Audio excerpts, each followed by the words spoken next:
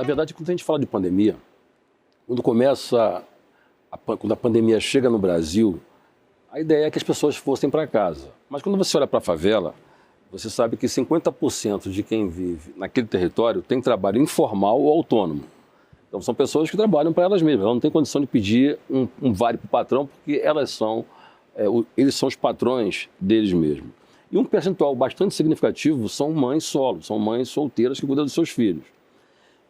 Bom, então a gente começa a pensar na possibilidade de como é que a gente ia fazer uma interface com essas pessoas e os doadores, uma vez que elas recebem um salário baixo, elas produzem e consomem o que produzem, e não tem dinheiro em banco, não tem dinheiro na Suíça, não tem dinheiro guardado, porque elas vão consumindo com a sua família.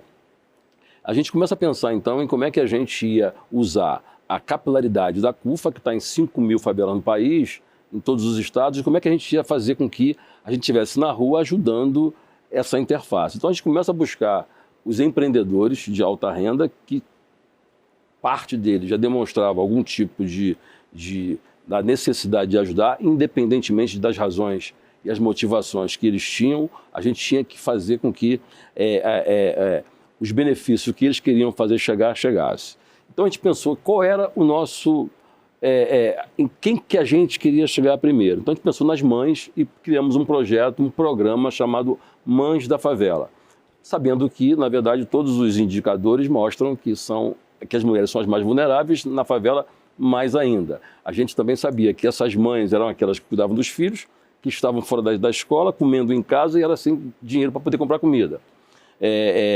Os velhos das favelas, os idosos, são elas que cuidam na condição de filhas ou na condição de noras. Se é certo, se é errado, não vem o caso. O fato é que é assim. Então essas mulheres, obviamente, que estariam, na verdade, numa situação muito difícil, muito delicada, porque ainda estavam sem trabalho.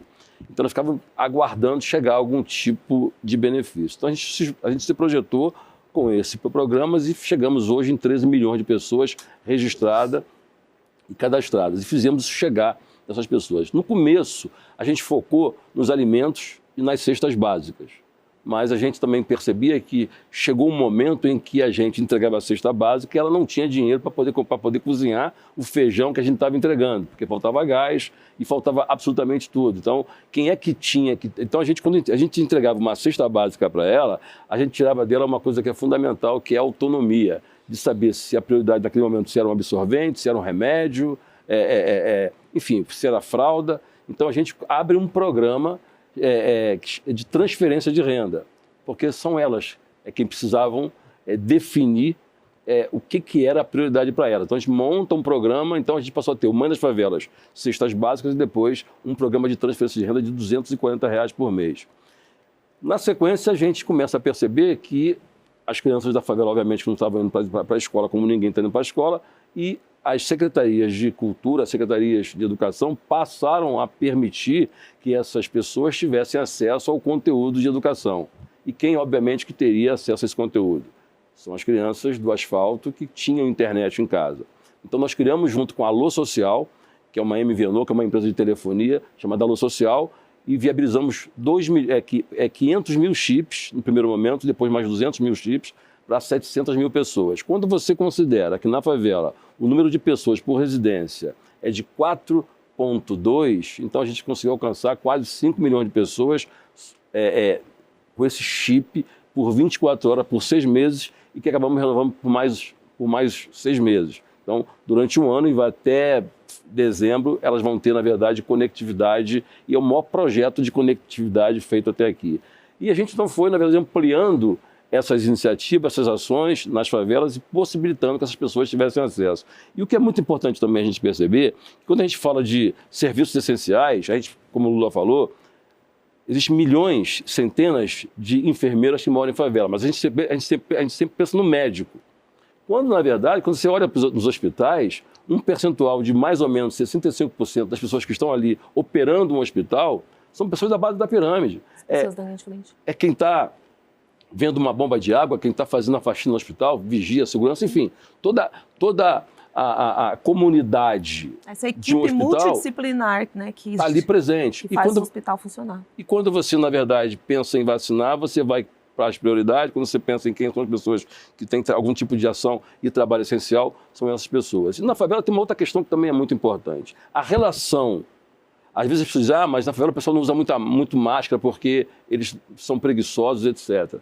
Na verdade, a relação que a favela tem com o vírus, ele é diferente do asfalto.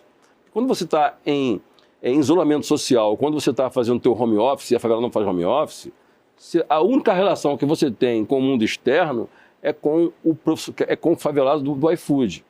Do iFood ou de algum tipo de serviço de entrega. A favela, na verdade, quando você ia no hospital, ela estava indo lá.